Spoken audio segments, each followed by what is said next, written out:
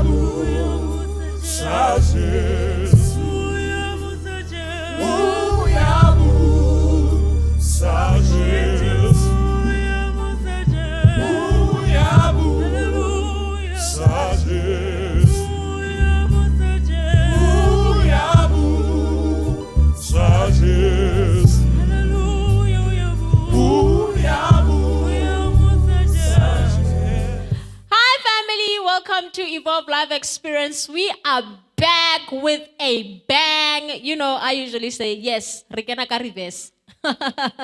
It's 2021. Welcome back, everyone. I want to take this opportunity to thank Apostle Mohau Ramile and Dr. Ntabile Ramile for giving us this opportunity as young people, you know, to be able to have these sessions. And tonight I am not alone. I have like a super bomb surprise for you guys. We are doing a lovely theme called Relationship Goals. It's the month of love. You know, it's the month of roses. I don't know if you got any roses on Valentine's Day. I don't know if you got a gift. I did. I'm just kidding, guys. I didn't get a gift. But yeah, it's the month of love, and we are celebrating love in a Christ-like manner, of course. And of course, I did say that I am not alone. I am with an awesome couple. They're young, they're fresh, they're powerhouses. And I look up to them because, I mean, you get to see what I'm talking about. So I have with you guys... couple goes with me here. I mean, as you can see already, they are a power couple dressed in matching outfits. I mean, like somebody, talk to me, you know. I have the clubbers. You know how when we are on YouTube, we usually say, these are the Mokwenas, these are the clubbers. The clubbers, welcome. Welcome to Evolve Live Experience. I'm going to be reading their profile and just to, you know, explain to you guys that the type of people, the type of caliber I roll with, okay? First of all, we have Ntate Thami Xaba, right? And we have Refilwe Xaba. I almost called with your other surname because I knew you before. Way back before you were Xaba. They got married in... When did you guys get married? 2017. In 2017. But you've been dating for 7 years. Yes. You dated for 7 years? Yeah, since 2010. Wow. See why I said there are couple goals. Okay. So... they have a son who is somewhere around there at the back. His name is Mohali. He was born in 2020. And Tata Xaba is an attorney by profession, and he's currently a director in his firm. Okay? And Mrs. Xaba works at the University of the Free State. She is a researcher and a development assistant, and she also owns her business. She also owns a business which is Glow Looks and produces natural hair. And I have natural hair. She also has natural hair. Your products are the best. Thank you. They're the best. And a salon which is based in Bloemfontein. And Tata Xaba has an LLB degree and is an admitted attorney. And the wife studied economics, an economics degree, and she's got an honors in business management and a master's in business management. Didn't I say that I've got a powerhouse?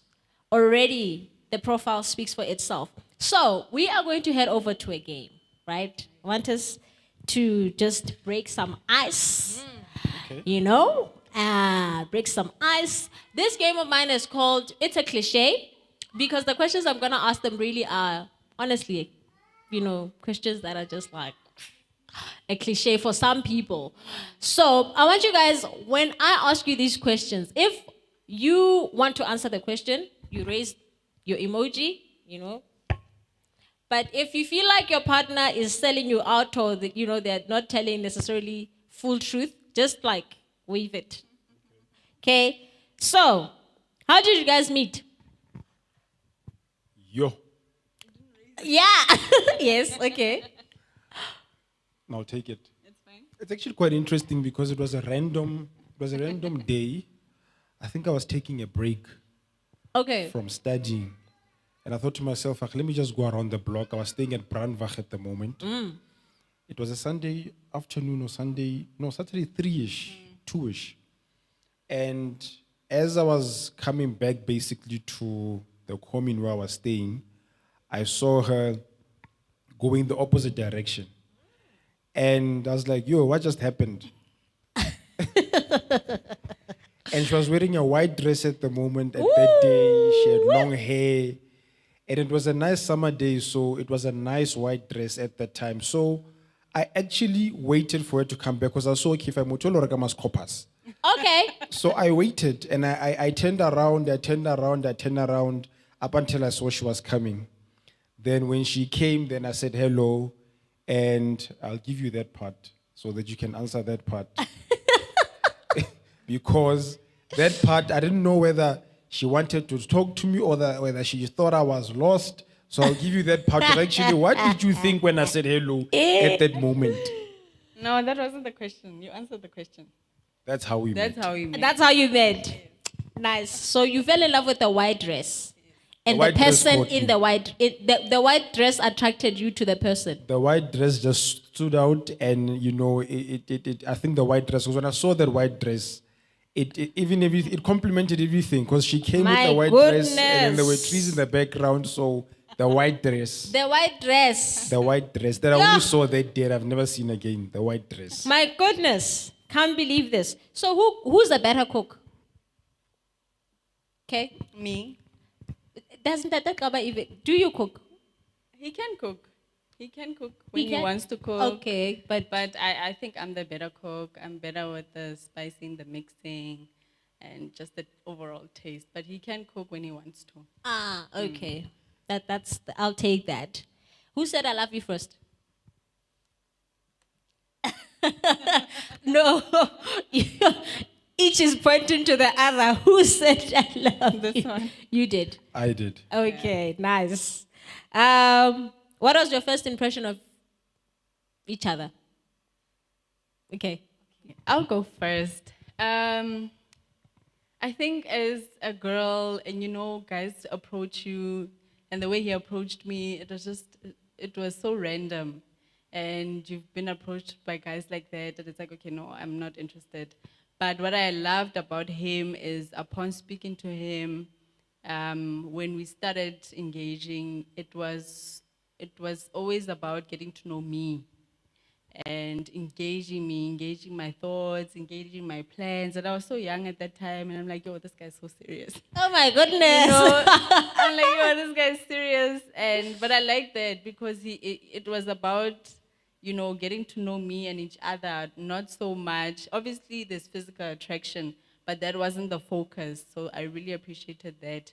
And the time he took, I learned a lot from him. He's a general knowledge person. Wow. So I was like, okay, this guy knows things. I'd ask him things and he'll always have an answer. So I like the mind engagement that I got from him. You heard it, ladies. Go for the mind.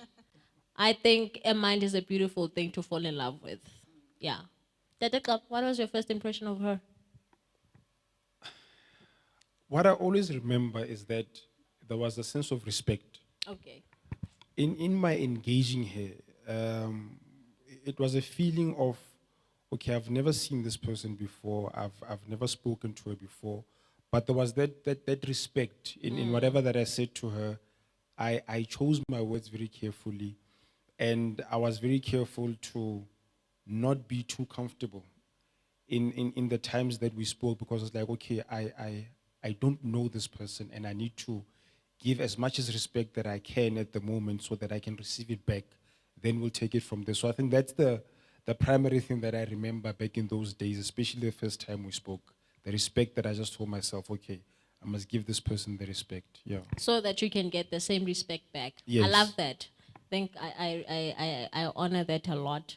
That respect becomes a foundation of the relationship. You know how now we slide into the DMs and, you know, the next thing we just want to get it on without, you know, falling in love with the mind, as you said, and, you know, engaging with the person, getting to know the person first before you get to know them. Yes.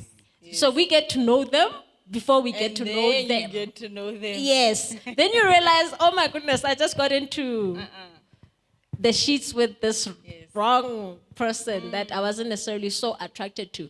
I love the fact that you said you were attracted to the mind. Like, that's just mind blowing. We are going to get into it for today. Okay? Alright. We're going to get into it for today. So we're talking misconceptions that people have concerning relationships, concerning marriage, because I'm speaking to you and now you are married. But there was a time when you were in a relationship. Yes. And then now you are married. And obviously both of you are running business. Yes. Even if it's not necessarily one business, I know you have your own salon and he's running his own firm, but you have a sense of finances that are involved and business background. The first question that I want to ask you is this misconception that people have is that is getting married young a recipe for disaster? Yes, you may go on that. I wouldn't say it's a recipe for disaster. Why am I saying that? It's because the moment you have identified the basis of your relationship with the person that you are with, the fact that you guys might be 25, 28, 30, it really does not matter anymore because you've realized that this person is now able to extract what's in me and channel it and push me. When I say I'm tired, this person can say, no, you need to push. This person is able to provide you with the right type of encouragement. So once those things have been identified, those things have been identified and you are at that level with that particular person, the issue of age really just falls away. You actually want to make sure that you secure this person and you show this person, look, we are not testing waters. It We are doesn't doing matter this. what age. At that point, the age is not going to matter anymore because you would have discovered things that are much more than what you can see and much more than what other people see about yourselves, but you are able to, dig deep inside of each other in what matters. Sure. Yeah. Wow. Dig deep. Wow. Meklaba, tell me, there's a phrase that is going around on social media that says that it will end in tears. Will it really end in tears if people get into relationships without? You said something very beautiful. You said that you loved the fact that he listened to you, loved the fact that he provoked you and digged deep in within who you were as a person, even before any other thing could happen. Do you think the fact that our people, or young people actually rather, do all of these other things before they actually get into the actual relationship where they see that they're valued, they are respected, and, someone is actually after their thoughts, the things that they love, their purpose. Do you think that's the reason why they usually say that it will end in tears? Sure. I think it goes back to what Dada just said, which is what is the foundation, And if that is determined, then, and especially if the values are aligned, and because we decided from the beginning that we are doing this. So we were not testing waters, we weren't trying it out. It wasn't a momentary thing. It wasn't, okay, I see her, I see him, let's see where this goes. So there was commitment. There was an agreement with regards to what we stand for. And obviously that also spoke to where we were going. Obviously along the line, that's where you figure out, oh, okay, I'm actually taking this direction. But that's where you see your partner filling in the gap and you filling in the gap in their walk. So I think the ending in tears is really when the foundation is not set or is set, but is really incorrect in what it stands for. So if we are going to be materialistic about things, superficial and shallow, that's exactly what we're going to get at the end. That's when it ends in tears. No? That's when it ends in tears. When you are pursuing those things that are superficial. Exactly, because there's no investment from your side, but you're wanting a return. I think I am actually provoked by what you just said, that commitment is key. You didn't get into the relationship because you were testing out waters. And we have a lot of our generation which gets into relationship testing waters. Commitment is a big thing in our age group. When you speak commitment, you are speaking something that's foreign sometimes even.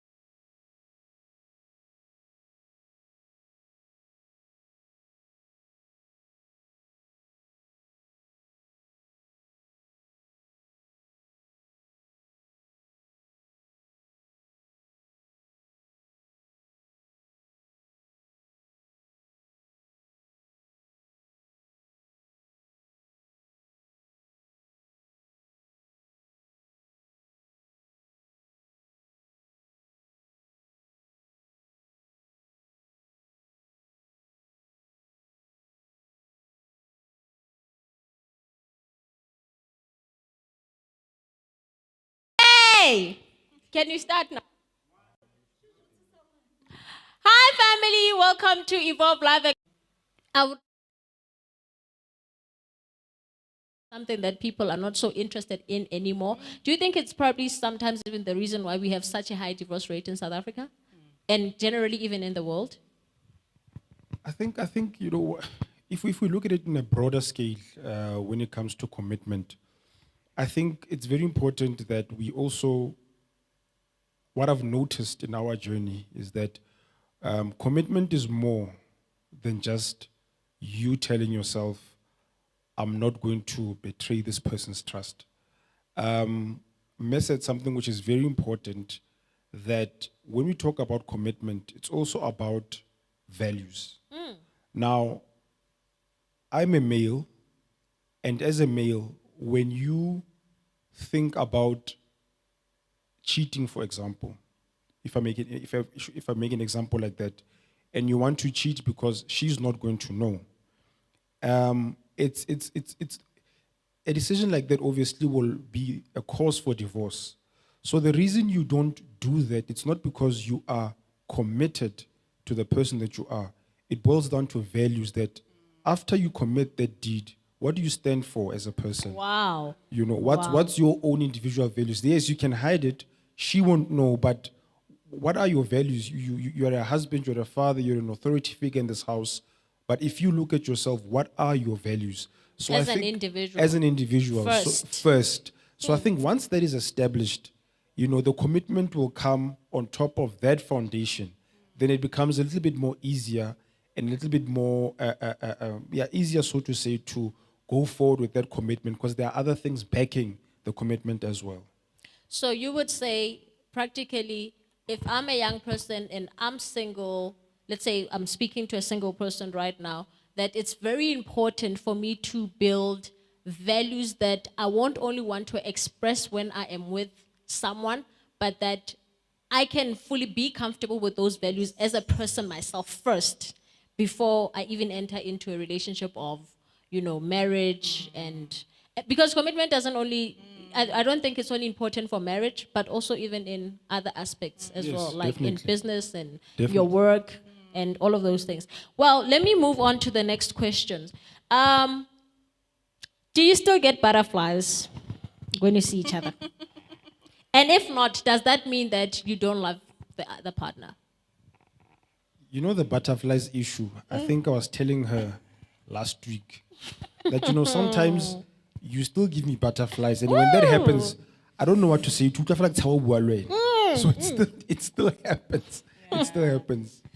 You know what? Adding to that, I think it's so important to be realistic also, because obviously as you advance, you get divided into so many different pieces.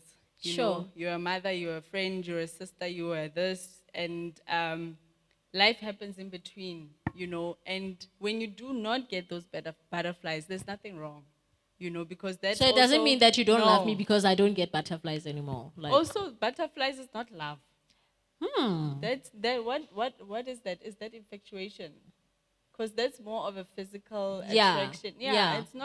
It's not love. Love is obviously it's an action, it's an action word. It's what you do as a couple towards each other. So if you do not feel those butterflies, it's still okay. That's why, Kirina, it's very important to be fair to yourself and kind to yourself, not to think that because I don't feel a certain way at a certain time, I'm not in love. You do love your partner. wow, awesome. Now, can I don't know. Let me go to this one.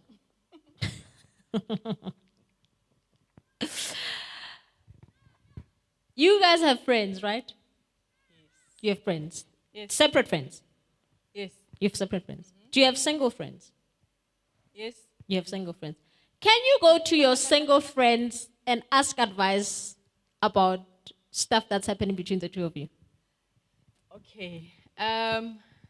With regards to us as a union, what we have always done from the beginning is that it starts with us. Okay.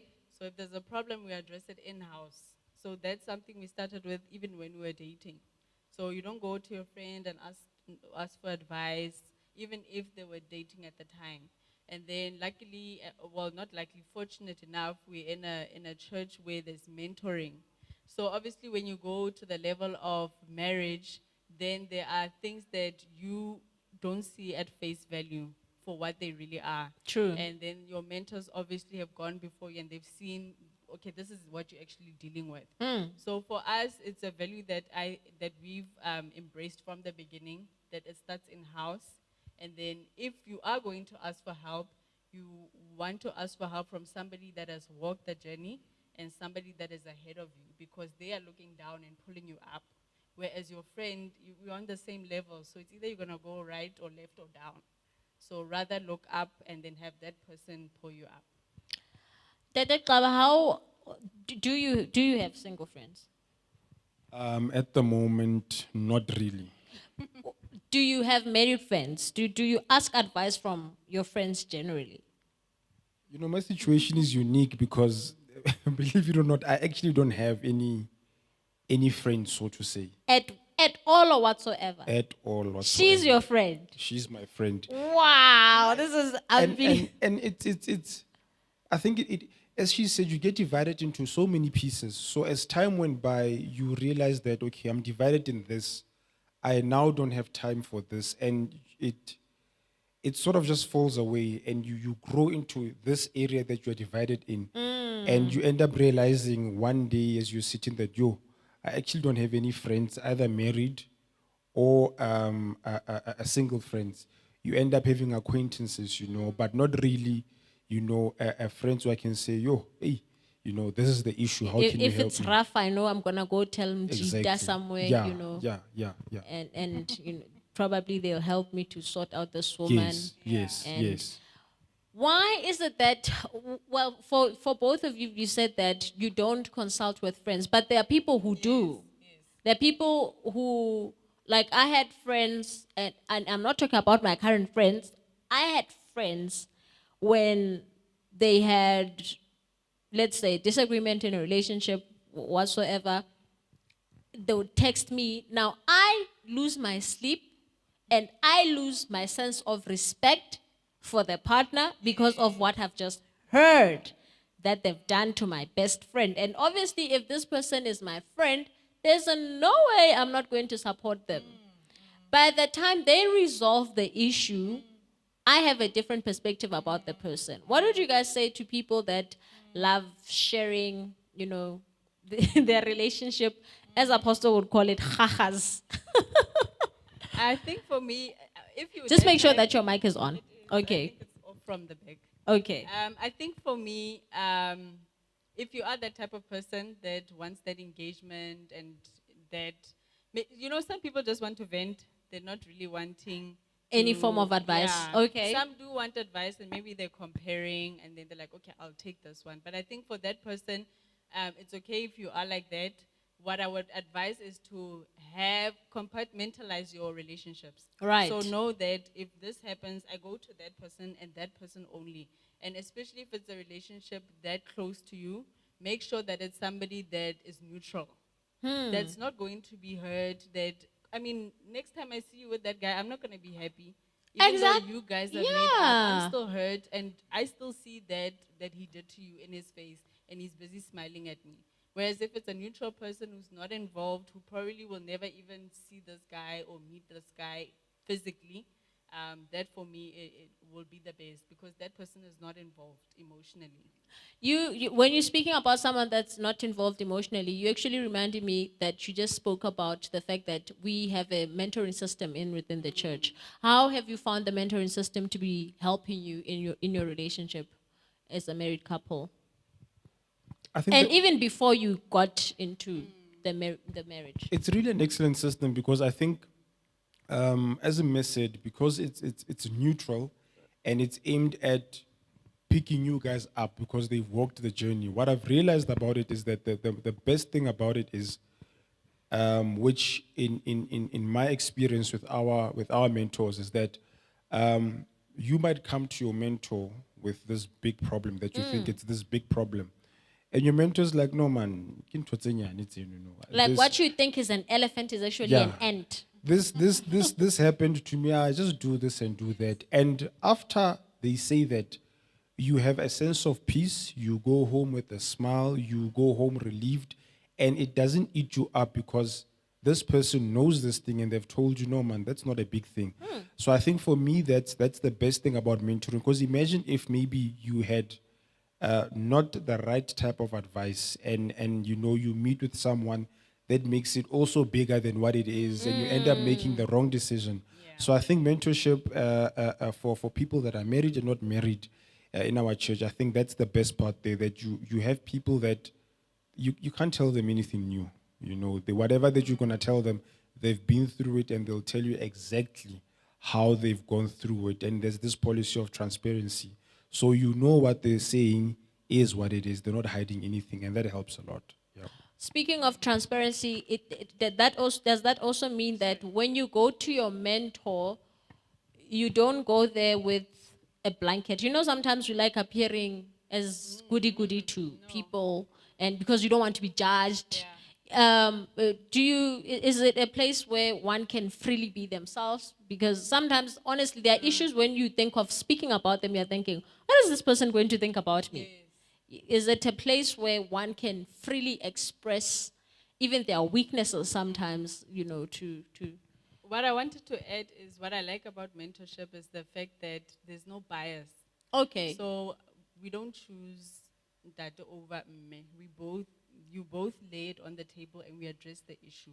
Not the person. We don't address the person. And then adding to what you were saying, what I've experienced with our mentors is that they would actually lay their blankets down before us. Wow. Which for me was it was a big thing because I'm very reserved, and it takes time for me to open up. So when I saw that, because I saw it as a sacrifice. Yeah. When I saw that sacrifice, I'm like, okay, you willing to bear your nakedness for me to be comfortable enough to also share your own mine, nakedness. as Wow. ugly as it is, but that went a long way for me.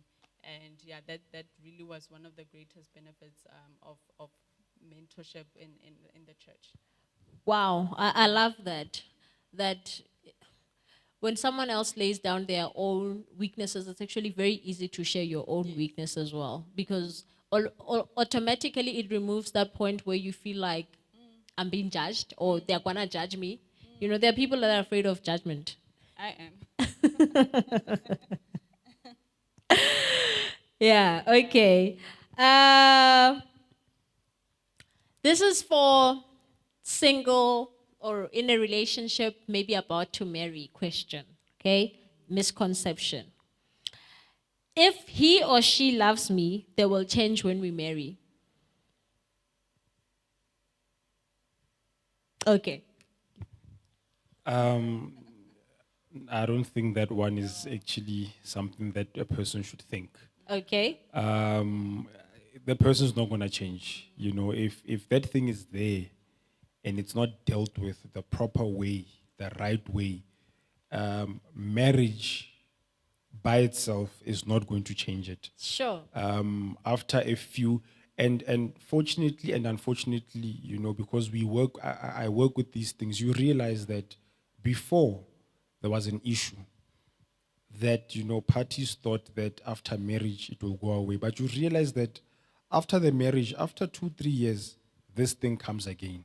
It's amplified. And it becomes amplified because it's as if this person has been bottling this thing for the past 3 years, and it causes problems. So no, It's not going anywhere. you know, marriage will not change a person. The issue must be dealt with. That's actually something which I feel it really needs to be addressed, because there are a lot of young people that feel like we can sort. I'm going to use marriage to sort this person out. You know, if you are an abusive person, I'm going to use marriage to sort you out. Probably they'll love me better when we get married. Or if it's someone that's not really committed, maybe they'll be more committed if we are married. And it's a tool. They use it as a tool. They use marriage as a tool to fix the person. So what you are saying to me, it's really, it's an eye-opener to say that marriage is not going to change the person, but sometimes it can actually amplify underlying things that are not necessarily seen. Is that, do you have an input, Meklap? No, I just wanted to rather, what am I saying? To add to say that marriage, for me, my experience was that it amplifies. Okay. So it amplifies the good, it amplifies the bad. So if your good is amplified, especially where you see that you are complementing one another. The bad is also amplified where you see that this thing is taking you that way, because now you're holding on to, this is how I do things, this is me. And Lena, he's holding on to how, this is how I do things and this is me. So marriage for me, what I've seen, it's really like, it's like a mirror. Like for example, when you hold a mirror, to your face, you see what, for example, when I look at him and he's in the mirror, I see the good that he does that I need to work on. And then he would see the good that I would do that he would need to work on. But then also in seeing the good, you'll see the bad that you still need to work on. So if you are not willing to confront the bad that you came in with, it's just gonna keep amplifying, because remember, like I said, marriage it's a whole entity. And in that entity, there are different roles that come in as you progress in that journey. So with those roles, whatever that you are sweeping under the carpet, it's just going to, increase and increase until unfortunately it bursts, and then you decide whether you're carrying on with the journey or not.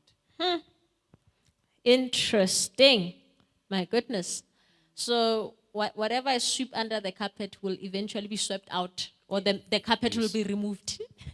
And we'll have to eventually still deal with the problem. So what you're saying is I need to address my individuality now and the things that I'm experiencing now that are an issue to me before I can actually be with another person. Yes. Mike, I hope you guys are taking tips, because I am. Okay. Now we are moving into the financials. As soon as I am in a relationship or marriage, losing my financial privacy is an issue. Can I still keep my account, bank card, and PIN private from my partner? Okay. Can I answer that? Because there's this thing that I've seen on social media, that what the husband makes is ours, Right? and what I make It's yours. is mine. So, for me, it goes back to what we said at the beginning, and one of our core values is transparency. Right. So because it was a value, the action wasn't difficult to say that, because there was a time where I made more money than him. He makes more money than me now. So it was never an issue for us. Our thing is always money is a tool. A resource. It's a resource to use to get what you want, what you need. It doesn't define you. So in seasons where you don't have, then you don't have money. In seasons where you have money. So it's never been an ultimate what is defining element in our relationship. So when we have money, we have money. It's together. our It's money. our money. It's not my money. No. It's Obviously, if he decides he's going to give me extra money, I appreciate that. That's also for me not a right. It's out of the goodness of his heart, and I received that from that point. And what we do, we decide together, okay, this is what's available. Obviously, we'll divide the roles. You deal with that, you'll deal with that, but everything is transparent. wow. Daddy Club. And I think just to add on that, Miss said something which is very important, which is what I was thinking, transparency. And I think this is the most important thing, which again boils back to people having to fight about finances. Transparency is key because shortly after we got married, because we were so transparent, I was transparent in letting her know that, look, we might not be able to buy certain things because I've got a very bad credit record. Okay. And because of, the debts that I had, Right. the loans that I had. Yeah. But transparency played a role because imagine had we wanted to buy something. And then at that point, it turns out, no, you cannot buy this because you have a bad credit record. yeah. Now it becomes a problem, no, but why Osabuwa? So I was transparent about it that, look, I ran my check. This is my score. This is what it means. I need about 8 months to work on my credit rating, Right. to fix things, to do that. And, we eventually sorted that out. But the underlying or the golden thread, so to say, was, that transparency. The transparency was there. And I think that's also quite important, for people to do as well. Yeah. Beautiful. Both of you are entrepreneurs, right, in your own right. What are the dynamics that are involved in being in a relationship or marriage relationship rather, where both of you are working for, I won't say different visions, but yes, different visions, because glow looks is natural hair. It's got nothing to do with legal systems. What are the dynamics that are involved in that? Working for different visions, although you are one entity, because as soon as the two get married, become one, but he has to support you and you also have to support him, and still you have to be there for your business, and what are the dynamics in that sense? I think my answer is very short to this Okay. one. And she actually said it. I think this was sometime at the beginning of the year when we were Right. just chatting and catching up and reviewing the year. That May said that, look, we have a vision together and we are going somewhere together, and you are leading us towards this vision. But at the same time, because we have different things that we do, as you said, we also respect one another to give each other space to function in that area alone. Right, as And be- individuals. As individuals, and give each other space to be able to function in that role and grow in that role. And I think for me, that's how we manage it. For example, most of the Saturday she's busy. And I've learned not to say, hey, but Saturday can You understand that, okay, give her the space to function in this role. When she comes back, she's going to actually come back much more revitalized than as she was the whole of Saturday, because also it's something it's her tune, it's her core. Wow. So I think that's how, for me, I've learned to grow in that regard. I give her the space to function in her area where she needs to function, whether it's during the evening and we have to do things in the house, whether I let her function in that, because she comes out better and much more refreshed actually when So she functions. you're not yeah. constantly calling to check up if, are you done with that head? I just want to find out, are they how many hairs are I left? What time are you coming back home? I think with that also you need to balance. Okay. I can't now run away to work, and it's now True. my hiding place. Okay. No, you Okay. need to balance. You need to also say, okay, I've been here the whole day. You still have things that you need to do at home. So just maintaining that balance. And then I also wanted to add, even though the visions are different, but the skill sets complement one another. Whoa, wow, that's so So beautiful. Sometimes we're so focused on the vision not being in sync in terms of wording, but you don't see that you're actually going the same place together differently. Wow. So I compliment him. The skills that I have that he doesn't have, there's definitely skills that he has that I use all the time that I don't have. And not just legal skills. He's very good at analyzing. He's good at research. So it's also focusing on the skills and not so much the fact that We are doing two different things. Wow. Thank you so much for that. That's amazing. Now, the last 2 points. Is physical attraction and compatibility key into getting into a relationship? I mean, you just spoke about the white dress not so long ago. You were like, the white dress was the reason. Exactly. Why? Yes. Okay. I think mostly, okay, from people that I've spoken to, it's mostly from the guy's perspective. But also, obviously, you need to, as a woman, there needs to be some level of physical attraction. Obviously, for intimacy and all of that other things. But obviously, that's not what carries the relationship. I think that's probably what ignites. And then, obviously, then they're getting to know one another. That's where the compatibility comes in, because we're not compatible because I like how you look. That's where it's, okay, what are you doing? Where are you going? How do I fit into your story and all of that? That's how that works together. But physical attraction, yeah, Super it's key. important. I mean, like, you needed to wear that red dress. I think when you woke up, God was just like, put on the white dress. There's a guy I'm bringing your way. And And that was a dress. I think to answer that, and I think for us guys, for me, let me start with me. For me, it was more of neatness. oh, She was neat. okay. She was really neat. So I think on a personal account on my side, the physical attraction was her neatness that attracted me to her. My goodness. You know. Do you see how Ntate Kaba says neatness? Like, it really. Neatness, because as she said, I analyze, and this thing you analyze, it just happens. That It just comes. It just comes. flows. It just comes. You know, you'll analyze. You know, so she was neat. She was neat. So that drew me to her. If we have to talk about. the Ntate physical Kaba, tell me, you side saw of this things. neatness from far, from someone that was going to go buy disco bus?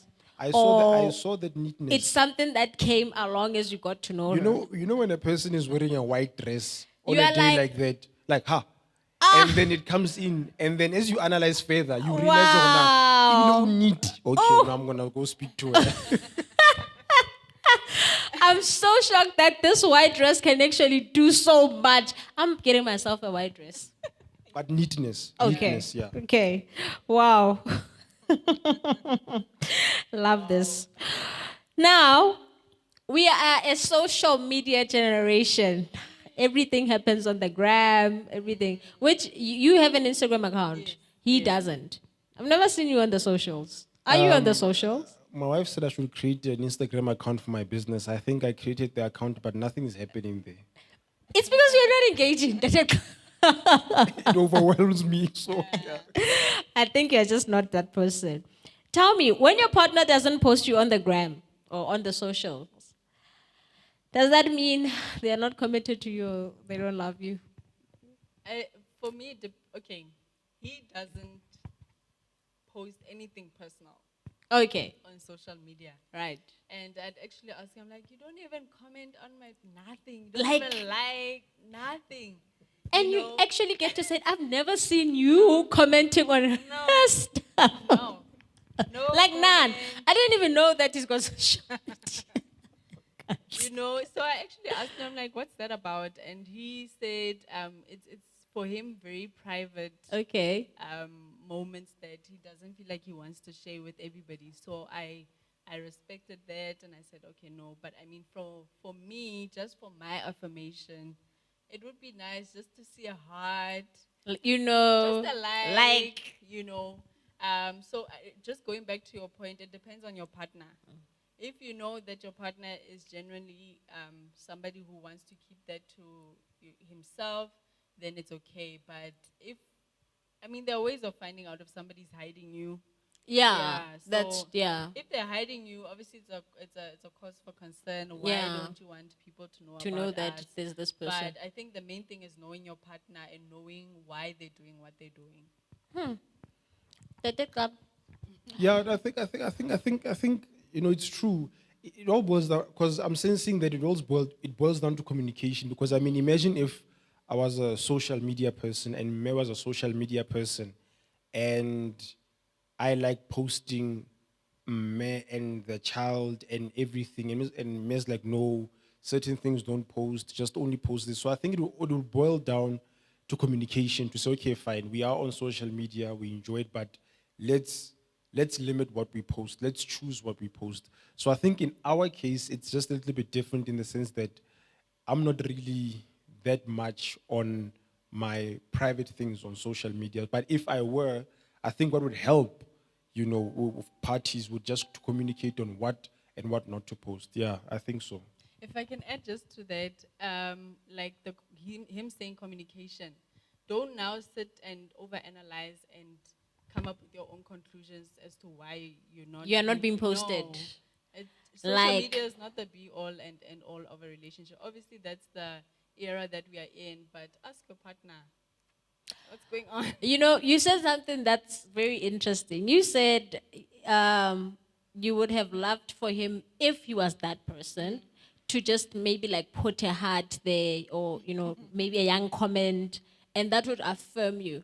Do you think because I've seen even on Christmas Day, I was just saying, on Christmas I feel like it's no longer about Christmas, it's about from us to yours, and everyone had pictures of their family in different in matching outfits, from the covers to yours.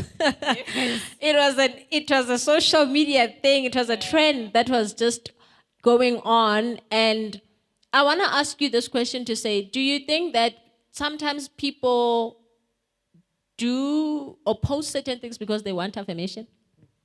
Because even now, during Valentine's, we had the roses thing. Everyone was just going on about roses. I got roses for 4.5.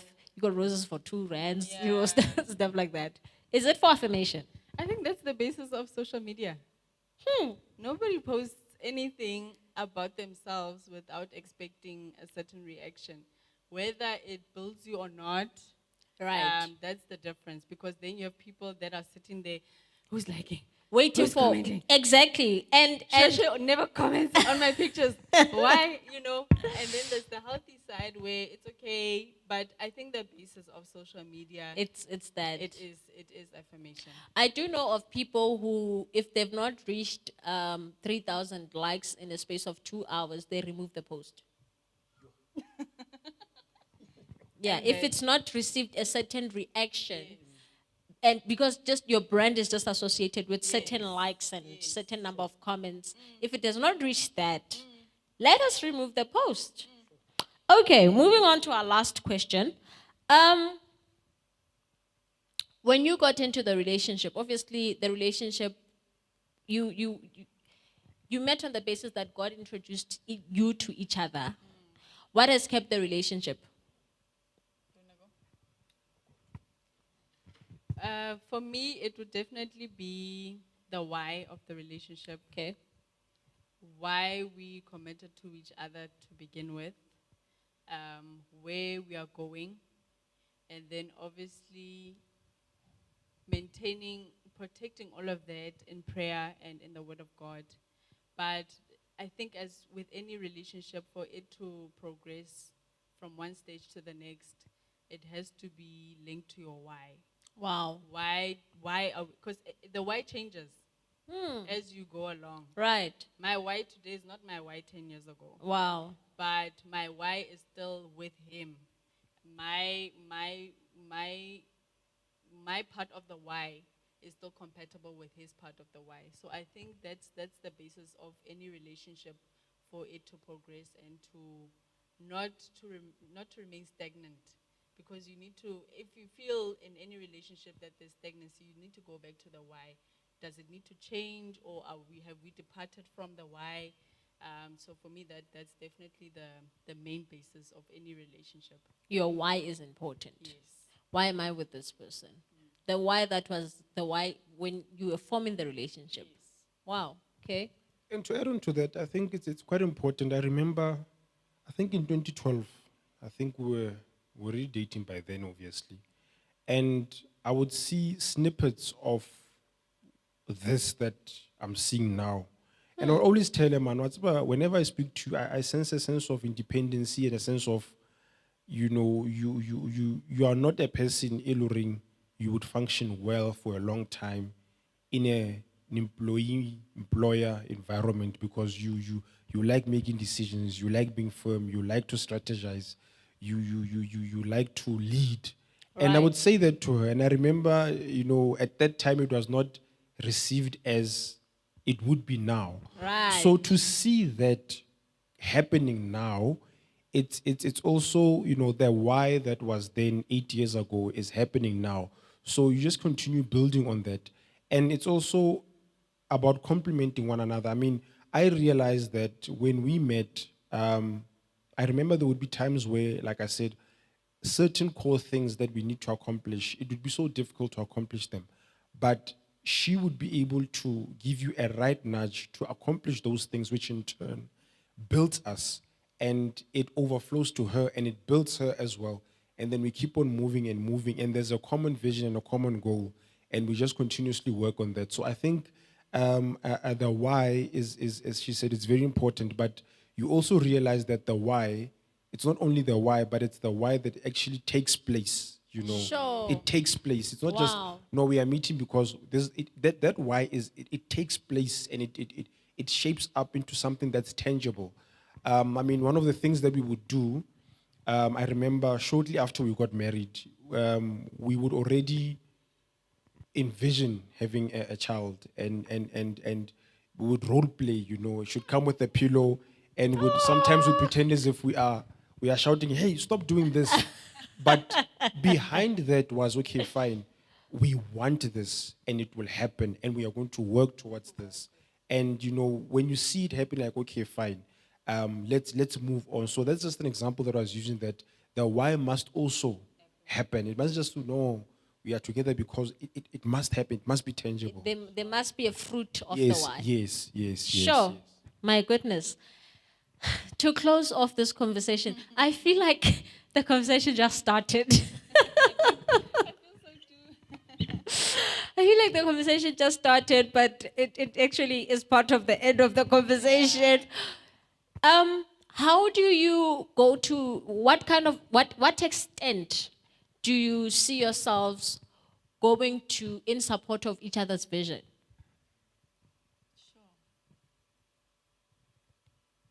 Okay.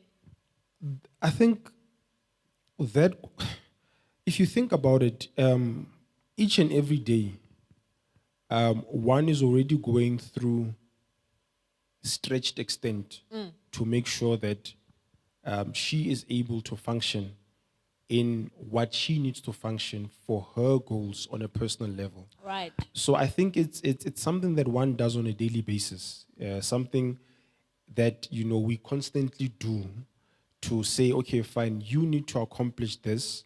I will do this so that you can be able to do this. Look, I like being practical. I think my wife knows, and I like using examples. I love that you love using You know. examples because people understand better Yeah. when an example Yeah. is put in place.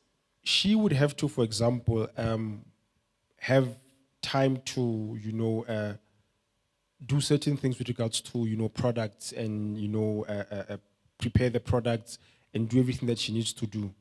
Sometimes when that happens, you find that at times when maybe he needs to eat, Mohali needs to eat, or certain things needs to be done, I don't have a problem doing those things because I understand that she is functioning in her space where she needs to grow. I cannot stop her and say, no, but Lena, I'm also tired. You know, you've been here the whole day, you know, but now you're still working. I understand that, and I take over and I let her function. So I think the whole thing on what lengths we would go to, there's always a stretching that we do on a daily basis, on a weekly basis, to afford the other that opportunity to function in what they're supposed Fully to. in within the yeah, vision. Yeah, in their own vision, and then in our collective vision as well. Yeah. I think adding on to that is also practically so finding yourself in your partner's vision. So finding what you can do best that he's not doing best, to save him time, to save him energy, to get the thing done faster. You know, so if I know, for example, he's not that great at social media, why must he struggle with social media if I can help him? So it's filling in the gaps as far as you can, but you know, still working towards the vision. When I'm weak, you are strong. You are strong. My Yes. goodness. I love love. Like I'm a lover. I love love. And thank you so much for being real with us. I think what young people need is, of course, we love the theory of marriage, but we love the practicality of it as well.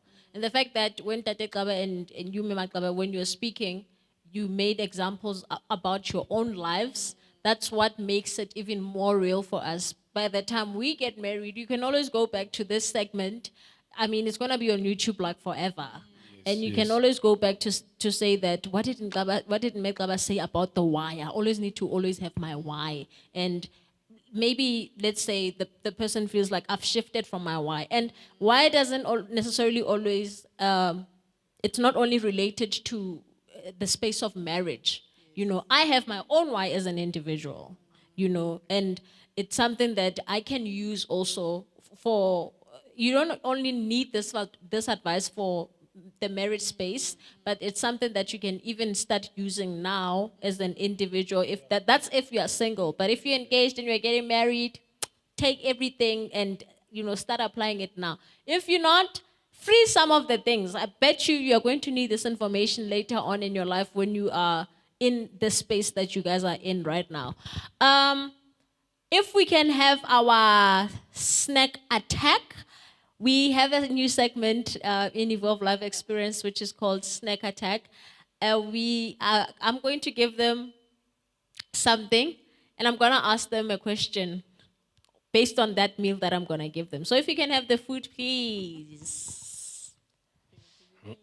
Din, din, din, din, din. I love food, by the way. I think this was just me trying to get food in because I love eating. I'm in. No, I don't mind.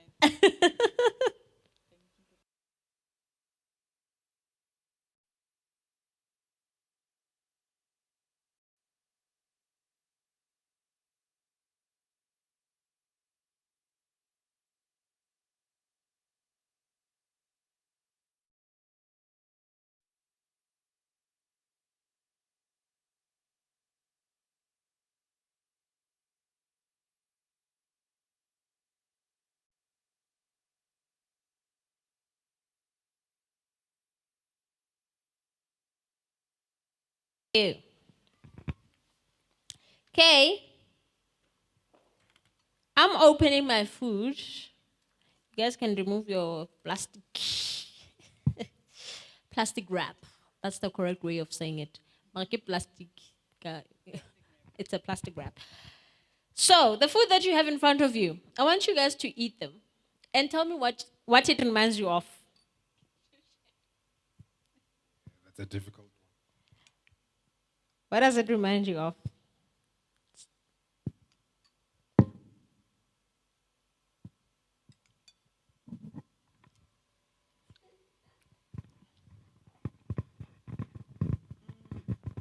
It reminds me of my gran, It reminds me of your grand. Why? because she taught me how to make trifle. Oh, nice. Tata Kap.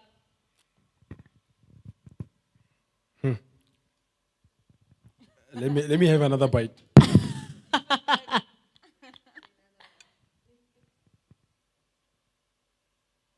Okay, I think I would say it reminds me of Ultramel Okay. Ultramel. and just having it from the box. Okay. And just, I know, were you those people that licked the box? Yes, and tear it apart and then lick it inside. I think that's what it reminds me of. Yeah, yeah. Well, for me,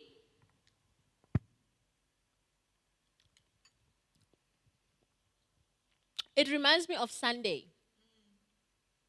Every time after having our Sunday lunch, my mom would always give us this. So I wanted to connect the fact that food it brings a sense of memory. There's always something that you remember when you eat certain food. It reminded you of cutting the box. Do you still cut the box in Tate Club in your house? I still do. You still cut the box. I still cut the You box. see, when we say things don't change because you are married, look, he still cuts the box. Didn't change because he got married all of a sudden. Awesome. Thank you so much, guys. I hope you had an amazing time with us. We are going to continue, obviously, eat and indulge in the food. But before I do that, I just want to give you guys, a few announcements to say that this coming March, we have exciting programs that are coming your way. We do have Evolve services boom, boom, boom, boom, that are coming back. I'm excited about those. I can't wait for Evolve Services to come back. I've missed those with every single fiber in my being. We are bringing you new things, fresh things, lovely things. And also in March, if you are unemployed or you are looking for employment, or you are doing your 4th year, you're about to get into the space of work, we have a new program which is called Upskill, where we are going to be bringing in new professionals to help you guys, to ensure that they prep you even before you go into, that interview space where, they'll be asking you questions that probably you don't even know how to answer those. And, we'll be prepping you guys to ensure that by the time you get into the workspace, or even if you are getting into the workspace soon, you get in there and, you know what to do. So watch out for those in March. I'm excited about those new programs. And just to wrap up this segment of Evolve Live Experience, which was our first in 2021, I want to take this opportunity and say thank you so much, Metlaba and Tate Klaba, for coming through. You are an amazing couple. I love the fact that you are one of the few couples that are young but so focused. When I look at you and what I've experienced from you, I've known you before, for the longest of, even before you got married. I've always sensed that you were just such a focused couple that knew exactly what they wanted.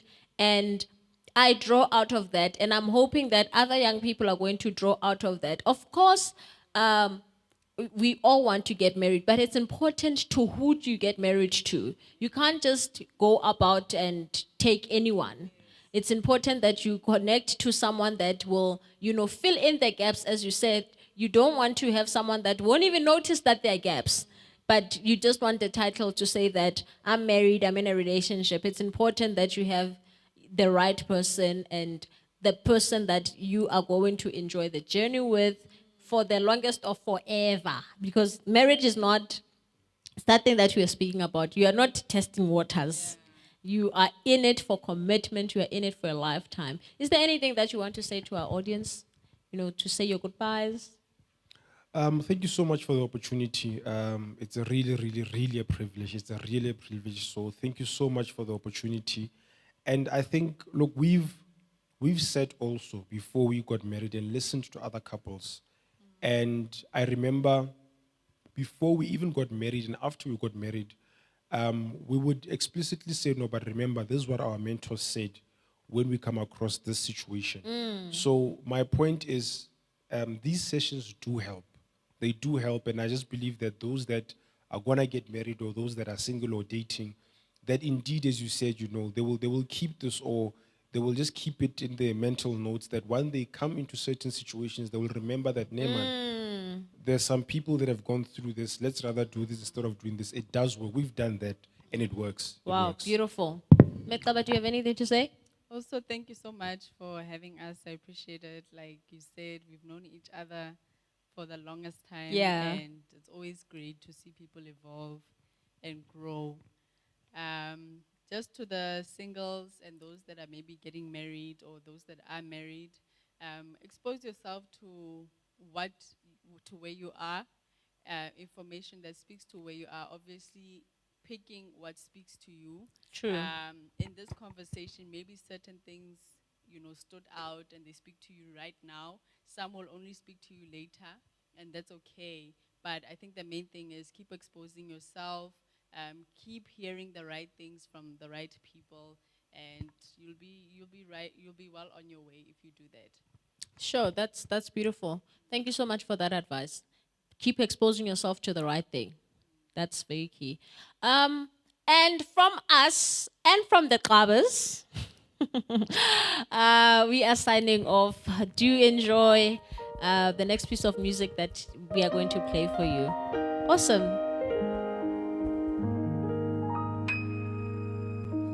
There's a voice that cries out in the silence, searching for a heart that will love him, longing for a child that will give him their all, give him all. He wants it all. And there's a God that walks over the earth, He's searching for a heart that is desperate, longing for a child that will give him their all, give it all. He wants it all, and he says, love me with your whole heart. He wants it all today. Serve me with your life now. He wants it all today. Bow down and let go of your idols. He wants it all today. He wants it all today. He wants it all today. So give it all. All of you, more of you. He wants it all today. Hey, hey, more of you, all of you. He wants it all today. Hey, hey, more of you, all of you. He wants it all today, today, today. He wants it all today. He wants it all today. So give it all. Your heart, your mind, your soul. He wants it all today. He wants it all today. So give it all. Oh, I hear him say, he wants it all today. He wants it all today. So give him all. Oh, he wants it all today. He wants it all today. So give him all. There's a voice that cries out in the silence. It's searching for a heart that is desperate,